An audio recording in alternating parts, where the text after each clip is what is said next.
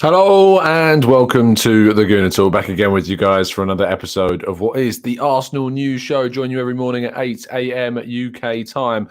Hope you're doing good. Hope you're doing well. Thank you so much for joining me on what is the first show after the final weekend of the Premier League before the World Cup starts. So a genuine thank you for making sure you stick with us over this period. I hope you're going to enjoy keeping your Arsenal fixed here on the Gooner Talk every morning at 8 a.m. The show is going nowhere. We're continuing to bring you all the latest Arsenal news, views, questions and queries from you guys as well across the next 6 weeks until Arsenal return. We'll, of course, be bringing you additional coverage of Arsenal's friendly games, of which we've got some news to talk about shortly. And, of course, all of that build up to the transfer window, as well as coverage of Arsenal's loan players and players that have, of course, gone to Qatar to play in the World Cup. So please, if you haven't done so already, drop a like on the video, subscribe to the channel if you're new around here with those notifications turned on so you never miss a show. Only a few tickets remain to sign or win a signed Bukayo Saka football, which has been framed, custom framed for you. Link in the description for the latest football prize. The competition ends on Wednesday. Not many tickets left, so make sure you get involved. Our first story is surrounding that final Premier League game with Manchester United leaving it late in the day to beat Fulham. Fulham have now lost 2 goals in the last, few minutes of a game against Arsenal, against Manchester City, and now Manchester United.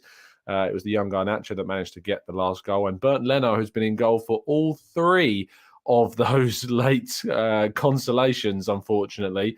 And that's a really frustrating thing for not only them, but for Arsenal, of course, who could have seen City drop points, could have seen Manchester United drop points as well, but they pick up yet another victory with Cristiano Ronaldo not playing. We'll talk about him very shortly as well. I just realised I've not said good morning to people in the chat box. Good morning to Matt G and Peter and Olu and Paul. Good morning to Black Shine and Granddaddy Gooner. Good morning to Cole and PJ and Alpha and Nikolai and Dave too. I hope you're having a great time. I should say that whilst we haven't obviously got any Arsenal games to look forward to, we'll be doing some members preview, podcasts across the World Cup, probably covering and talking about the World Cup. So don't worry, members. Content for you guys will still be coming as well. And for everybody, it's just the members get to come on the show to have a chat. We'll also be doing some of our phone-in shows as well. Tomiyasu travels for the World Cup. He, of course, was not involved in Arsenal's squad that beat Wolves 2-0 on Saturday evening.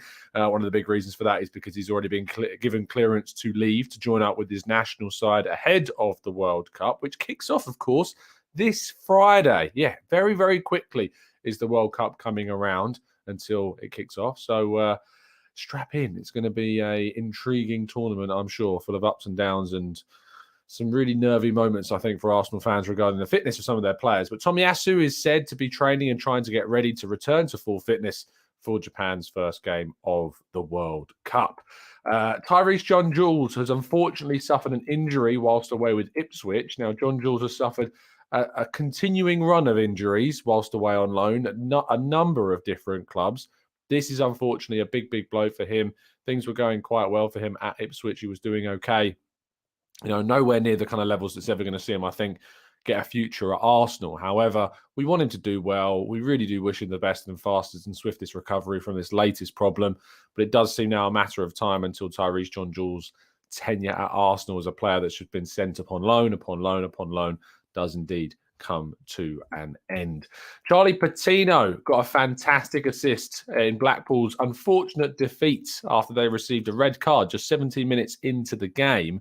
Managed to take the lead through Gary Medina after Charlie Patino played a fantastic pass forwards, progressive long ball. If you haven't yet gone and watched the highlights of that game, please do. But unfortunately, Blackpool couldn't hold on to that. They conceded in the 54th minute to James McLean, a name that you'll probably remember from the Premier League years.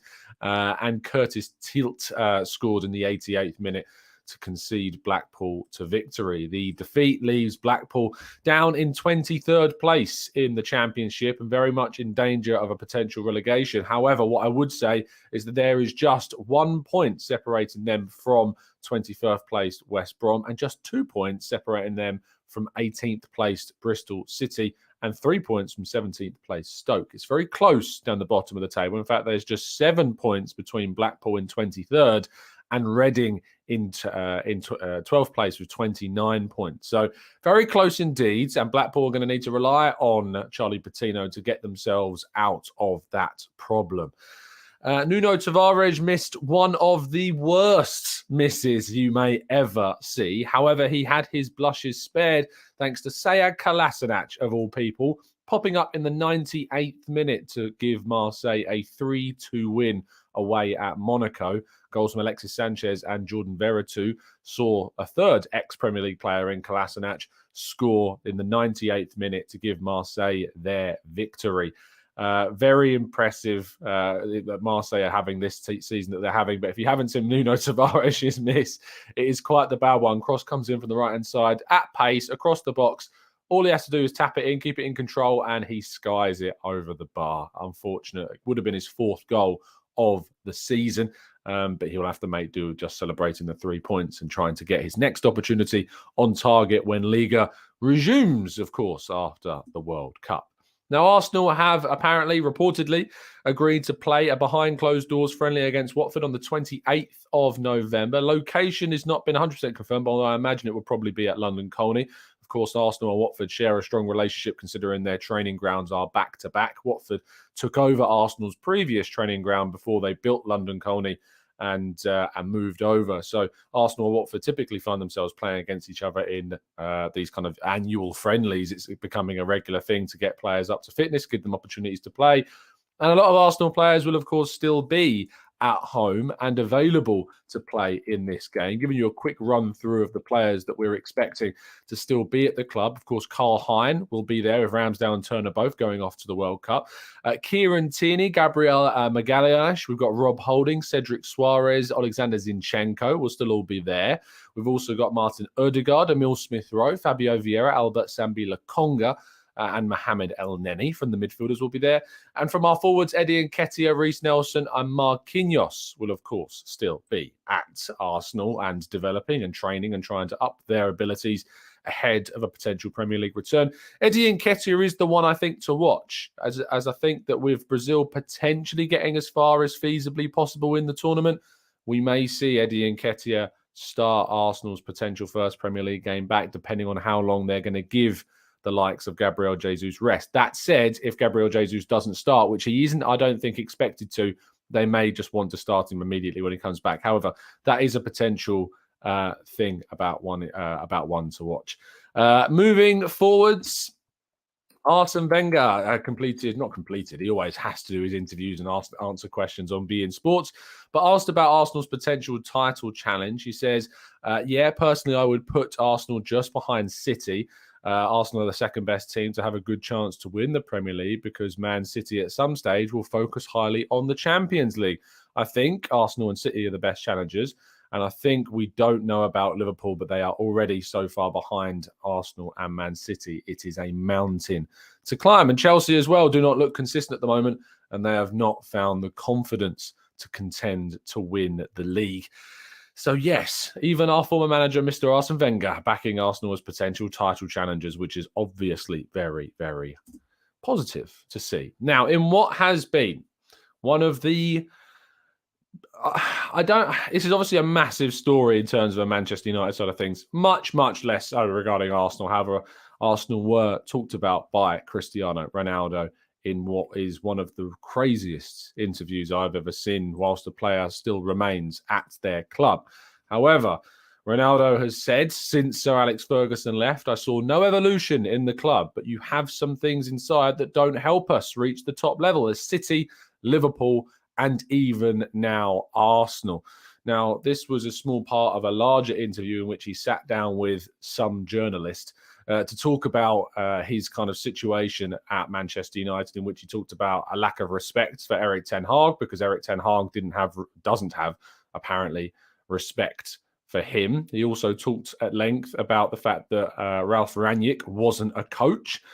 It is one of the most entitled speeches you've ever seen. You know, at the end of the day, if Ronaldo is by far one of the greatest footballers based on ability to grace the planet, but as a person, and this goes way beyond football, you know, goodness me, there is some really questionable things about his character. And just talking about this interview specifically, it's just one of those. However, I did see a funny tweet that was like, isn't it nice for once to see a player having a meltdown and it's not about Arsenal, which I did find quite funny. Anyway, that completes all of today's stories, except for one very sad one who I haven't made a slide for because someone in the chat box reminded me of this story. We do have some sad news, and that is that Tony Adams has unfortunately lost his place in Strictly Come Dancing. Tony Adams was injured, and despite being in the bottom two, of which that means he would have had to go through a dance-off, yes, I'm serious, to get through to the next round, he was unable to compete in that because of an injury and forfeited and exited. Now, we all know the reason why Tony Adams was in the bottom two this week. Arsenal happened to be playing in the evening on a Saturday, which is at the same time as Strictly Come Dancing, which means the Arsenal hype, the Arsenal fans could not find themselves to be dragged away from watching us against Wolves to vote for Tony Adams, which is a shame because it would have been hilarious to kind of go against the establishment, if you will, and vote Tony Adams all the way through to the final. But he's done exceptionally well. He did a really good speech after his dance talking about mental health and trying to bring more attention to that and addiction, of course, as well. So if you haven't gone and watched his speech at the end of his time in the competition, I'd encourage you to do so. I think it was very well said. And yeah, fair play to him. Fair play to him. Anyway, let's move on to part two, right after I tell you about not only the dancing shoes of Tony Adams, but certainly the safe shoes you can find yourself sitting in or sulking in or standing in or some other analogy that fits shoes a lot more kindly. And that, of course, is the excellent service of NordVPN, which can bring you great security while surfing the internet online. What it can do is also change your geolocation. So if you happen to be elsewhere in the world, whilst you want to use your typical home broadcasting apps that don't work whilst you're abroad, just hop over to wherever you happen to want to be, which is obviously the UK if you're from the UK and that's where your apps work from. Say, for instance, if I go abroad and I want to go and watch, I don't know, some reality TV series that no one likes, and I can't typically use my usual broadcasting apps, I just change my location to the UK and I can hop straight on as if it's nobody's business. And it certainly is nobody's business, just like all the things that you want to do on the internet, which you can make nobody's business by having the security of NordVPN, keeping you safe and secure as you surf the net. With the code nordvpn.com/Gooner, you can get yourself a massive discount on a subscription, including 4 months free. And if you don't like the service, you can get a 30-day money-back guarantee as well. Who can say any fairer than that? Link in the description. But as I say, just go to nordvpn.com/Gooner to get yourself involved with our latest sponsor. Right, let's go to part two, your questions, queries, thoughts, and theories, right after this.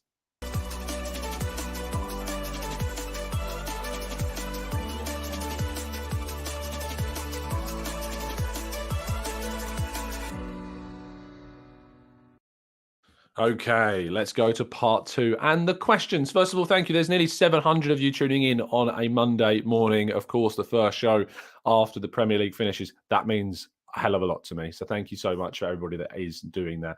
Olu says, morning, Tom. Arsenal have played 8 of their 14 away, winning how many? 6, and keeping a clean sheet in 6 of them as well. City have played 6 of 14 away, winning just 3. Is this an advantage? Oh, that's a great statistic, Alu. I love that. Yeah, absolutely, it's an advantage. Of course, we played away at Stamford Bridge. We still need to go to Anfield. We still need to go to the Etihad. We still need to go to Spurs. But we've been to Old Trafford as well. We still need to go to St James's Park, of course. So there's some big away games that we still need to play. But we've also gone to Palace, where we lost last season. We've also gone to Brentford, where we lost last season. We've also gone to Southampton, where we lost last season. And we didn't lose those games. In fact, we won at Palace and Brentford. So we've improved upon those fixtures specifically. We've gone to Wolves, which historically has been a little bit of a tricky place. I know we won there last season, but it's still been a bit of a tricky place for us to go at some occasions. We're going to have to go to some other difficult grounds as well. But yeah, it's a great stat. And the fact that they have played less away games than us certainly leans in Arsenal's favour.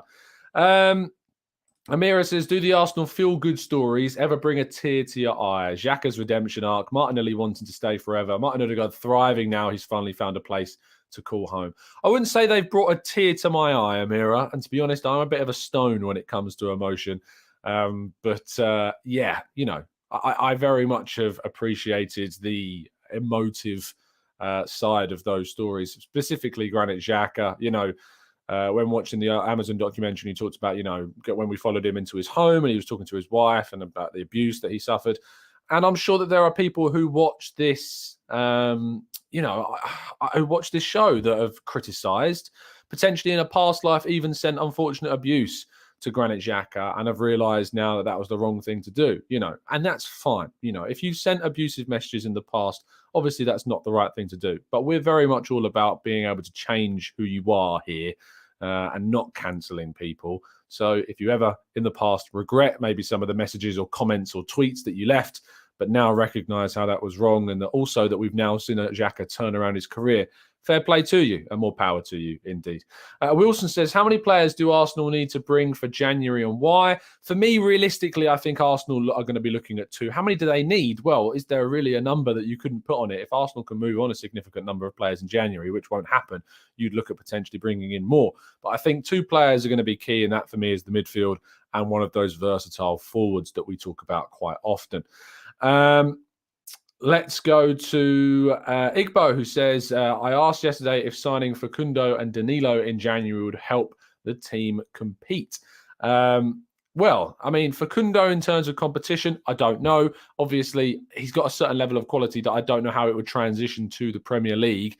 He is a player that obviously plays at a much lower level in MLS than what we currently play at. That said, we've seen players move from the MLS to big teams and compete well. However, it has taken some other players like Miguel Almiron, for instance, a fair few years to adjust to the new level. So I'm not sure how immediate his impact would be. Danilo, on the other hand, again, a player coming from another league that you would say is competitively lower than that of the Premier League. However, I do look at the Brazilian league as a more established and higher quality level of competition than MLS is right now. And we've seen plenty of players able to come over and make an immediate impact, like Gabriel Martinelli, for instance, who came in from Brazil, not the top league in Brazil, but certainly from the Brazilian leagues. And it shows that talent and quality that's coming from the nation.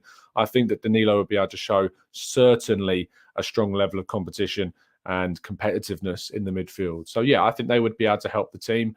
But I think I'd rather see us go for a higher caliber player than Facundo Torres. But I think Danilo would be a really strong option for Arsenal to bring in. Let's go to Jason. Says, finally, I'm seeing you live, watching live from Trinidad. Wow, that's amazing. Trinidad and Tobago. Just remember some World Cup memories of Brent Sancho getting his hair pulled by Peter Crouch to score. Completely unfair. Wasn't spotted by the referee at the time. So it's a World Cup moment from Trinidad and Tobago. Wilson, why on earth are some pundits like Gary Neville so bitter about Arsenal? I cannot stand him right now, Tom. I've actually written about this. I've said it's a real shame that Gary Neville was kind of unfortunately devolved into an Arsenal critic, because Gary Neville used to be one of the few pundits that would actually kind of give Arsenal more credit in the past. He always said if it isn't Man United that isn't going for the title, he used to say he'd want it to be Arsenal. Unfortunately, I think that some of his comments that were probably a little bit rash, especially the ones at the start of last season against Ben White, have riled up enough Arsenal fans that he now can't escape the abuses, and which isn't right. You shouldn't be going to sending abuse towards Gary Neville. No one should. However, below that level of abuse, which is wrong, there is a level of criticism that is fair. And I think that also there's a level of criticism being aimed towards him that I don't think he's dealing with particularly well. And it is undermining a lot of his points regarding the club. There is going to be, if Arsenal go all the way, and manage to compete for the title right up until the end, and who knows, maybe even win it, fingers crossed, touch wood. We hopefully will see people like Gary Neville, turn around and give Arsenal the credit they deserve. We'll have to wait and see. But it's going to be a lot of humble pies for a lot of people, not just critics of Arsenal, but even Arsenal fans that have had huge doubts about the club. Humble pies galore will be eaten, and probably happily, I hope, at least. Mohammed says, hi, Tom. For me, there are 3 conditions to keep competing with City. Doing good in the toughy January schedule, adding 2 good players in the market, and keeping everyone fit away from injuries. Of course, one of those is out of our control. 2 of those are in our control. And we have the January window to try and use to attack the league. And we need to obviously be able to be competitive in those January fixtures as well. We play Spurs, Man United, Newcastle, plus we've got an FA Cup fixture in there. So there's a lot of football to play. And I think that that's what we have to try and focus on managing ourselves. But we have nothing regarding what's the word I'm looking for? Injuries, kind of managing injuries. I've seen a couple of questions about a topic that I'm going to be very honest with you guys. I don't care. I'm just not going to be talking about it. You can probably guess what that topic is. I don't care. So I'm not going to be talking about it. Dave says, what is the level of attractiveness to a player coming into the really big what is the level of attractiveness to a player coming in to be really competitive rather than a player guaranteed minutes? Because we know that Saka and Partey are definite starters. Right. I think I'm going to try and translate your question, Dave, from some rapid typing that probably threw you off a bit. In the level of attractiveness to a player coming in to be competition to someone else, I suppose, is that they're going to be coming into a side that is competing for a title. So there's a chance that they could obviously win silverware. They obviously know that when they're looking at players like Nicolas Pepe, who was brought in for 72 million quid, and Tierney, who looked at a certain starter. There's evidence of players either being brought through the academy like Saka or brought in by Mikel Arteta himself like Zinchenko that will get opportunities despite there being obvious starters in their way. And I think that's the clear thing and the clear argument that Arsenal can make is that if you're good enough, you'll play. And also there's plenty of opportunities for rotation with the amount of games that Arsenal will need to play as well. Akaka says, hi, Tom. Is there a possibility of Yuri Tielemans signing in January now that there are Barca rumours about him? And who do you think we should bring as a replacement for Partey? Well, firstly, we don't need to replace Partey. We just need to find a competitor. I like Danilo as a potential option. I think he's a really good option for Arsenal to go for. In terms of the Tielemans side of things, Barcelona can sign a pre-contract agreement with Tielemans if they would wish to, and if Tielemans agrees to it in January. Arsenal can't sign a pre-contract agreement with Tielemans in January because we're a club of the same nation that he currently plays for. However, there has been rumours about potential agreements verbally with Tielemans throughout, this period of time where negotiations have been going on between his personal agents and representatives and Arsenal. If a club moves in and Leicester accept a bid in January and Tielemans is open to the move, that may then force Arsenal's hand in January. That may be how that deal goes through.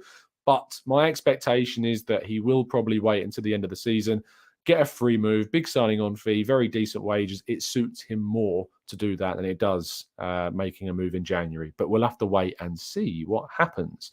Let's scroll down. Nizakit says, hi, Tom. I was watching the Fulham and Man United match yesterday. Do you think there is a chance for Arsenal to sign Palhinha? He played amazing. Yeah, there is. I think that he's a player that Arsenal will be looking at and watching. I don't know this for certain. This is me speculating. But I'd be shocked if we weren't having a look at someone like him who's, made that step up to the Premier League, was playing well for Sporting in Liga Portugal last season and the season before. How old is João Palhinha now? Let's have a quick check. João Palhinha he's 27. So he's of that kind of age that you're going to invest in a player that's probably going to be with you until he finishes his prime years. So you're not going to get too much in terms of sell-on for Palhinha. But we didn't have that when we signed Thomas Partey either, and he's been a great option for us. So certainly not a bad option to suggest at all. Matty says, hi, Tom. I need your honest opinion on Kieran Tierney. Are you concerned that his situation may continue if he can't be a regular in the team? Do we now consider selling him? In terms of Kieran Tierney, it will be down, I think, to him. If he is happy to be competitive and to rotate and to try and get into the team when he can, then we'll keep him. However, if he is a player that wants to be guaranteed more starting minutes, which I would assume that he is, I think that he will look potentially for a new club. That I predict could be a side like Newcastle. I wouldn't be surprised to see Newcastle identify Kieran Tierney as a potential option for them to try and sign. Other teams like Real Madrid have even been reportedly interested in him as well. Napoli have had an interest in Tierney in the past too. Who knows whether or not he'll leave in the summer. However, Arsenal need to be ruthless with their squad. I think that most of us at least would agree that Zinchenko is probably our best starting option at left back right now in the squad. And that makes a back five that's been entirely signed then by Mikel Arteta with Ramsdale, White, Saliba. Sorry, not Saliba, because he wasn't signed by Arteta, I suppose. But if you had White in there, you would have Tomiyasu, White, Gabriel, Zinchenko, Ramsdale. But with Saliba, of course, in there, it cancels that argument out. But you've still got a back five that can play. And then Saliba's come into a team that was renewed hopefully by Arteta in the future. And we've seen other players renewed by Arteta, like Gabriel Martinelli. Saka, of course, Emile Smith-Rowe have been renewed despite coming through the academy. Martinelli was signed before Arteta arrived, but he's renewed him. So maybe Saliba can also be renewed by Arteta and becomes effectively a player that's been given that, what's the word I'm looking for? Given the initiation's probably not the right word. Approval, that's the word I'm looking for. Given that approval to be part of his squad, and who wouldn't want to approve William Saliba? Tierney as well, to be fair, did sign a new deal under Arteta too. So there's that argument there. But I think that Kieran Tierney will fetch Arsenal a very decent fee if they decide to sell. And it's not surprising to see that type of move happen. Big teams move on big players. City, look at it this summer. Zinchenko and Gabriel Jesus got them big money, more money than they bought them for. And they've made a profit on two players that helped them win 4 Premier League titles. And then they've moved on and brought a better player in Erling Haaland. So who knows? They've got Joao Cancelo as well now playing at left back. So, it's very easy in that position to be okay with losing those players. But Arsenal will know that they'll probably have to sign somebody if Tierney does move on. Because I don't see Tavares being the backup option for Zinchenko, to be honest. Marcus says, Tom, did your link but not show the Premier League table? Come on, Tom. Don't let us down. I can't just keep throwing up the Premier League table every show. It actually takes a lot of effort and distraction in a show to do it. So you all know what it looks like. We're top by 5 points. Enjoy it while we've got it. Moyne says, hey, Tom, do you think buying a player on the basis of World Cup performance is a good idea? This is, a fair question, and one that I know a lot of clubs have done, including Arsenal, in the past. Davor Suker, Andrei Arshavin. We've signed players based off of the form of them at international tournaments before, and it's not necessarily always worked out for us. James Rodriguez at Real Madrid didn't particularly work out after their massive move to sign him. So it's difficult because you don't want to go off just the World Cup performances. However, there certainly can be stars that emerge from World Cups that go on to do really good things. But it's, to be honest, the more so the players that flop that you remember most. Do you remember, was it Dragovic? I'm trying to think of the guy's name. It was a Russian attacking midfielder that was at, I want to say, Zenit during one of the tournaments. I think Arsenal were being linked to him at the time. He was scoring goals in the group stage, and I don't really know what happened to him after the World Cup. Vito says, would you take Ronaldo if it meant he's not guaranteed playing? No, I wouldn't take Ronaldo at all. Why would we do that to ourselves? We don't need the drama. We really do not need the drama. Plus, he's one of those strikers, as we were a bit talking about earlier, that bottlenecks a team. That was a really good word that I want to credit to whoever it was. I can't remember who it was. Was it Amira that said bottleneck? It was a great terminology to use. But yeah, Haaland's doing it at City a bit now.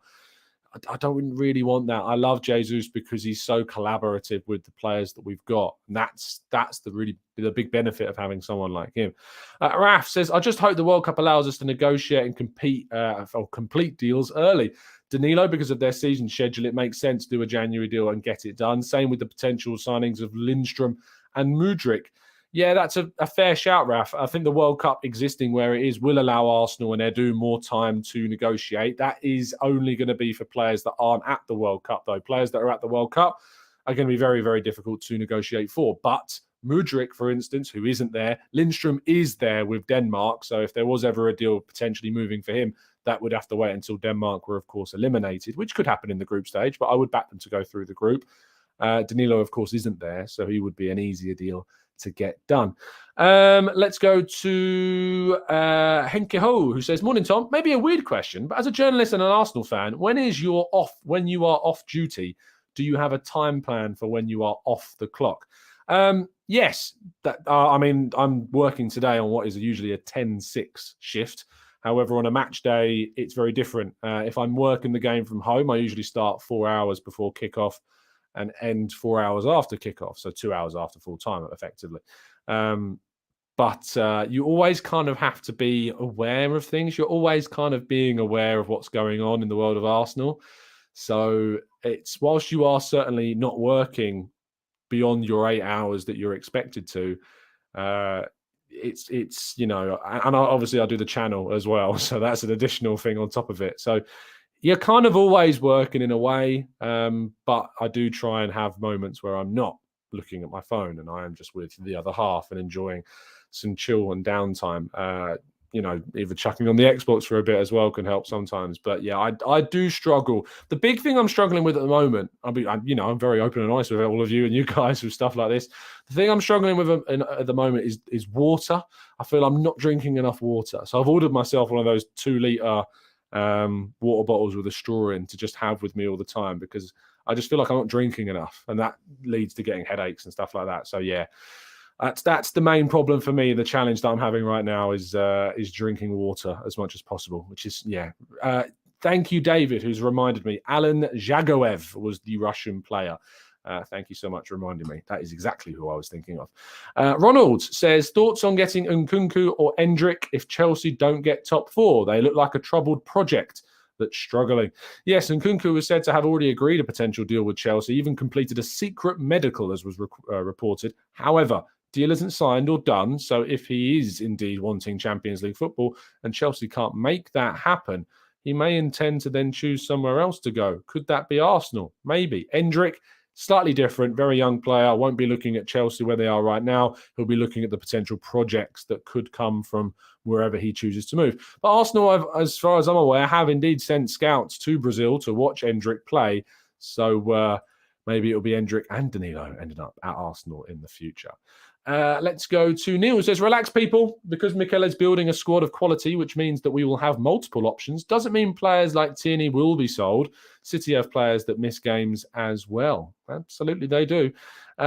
Delete says, will playing higher level friendlies, Serie A team, with all the Italians and them playing intensely, giving us respect, etc. The Newcastle put us at the first level up in the January, even though their form doesn't die off. Yeah, I mean, it'll be interesting seeing whether or not the high-level friendlies against the likes of Milan and Lyon and Barcelona will allow that level of intensity that's going to enable you to play into the Premier League return, as fast and as hard as you need to be.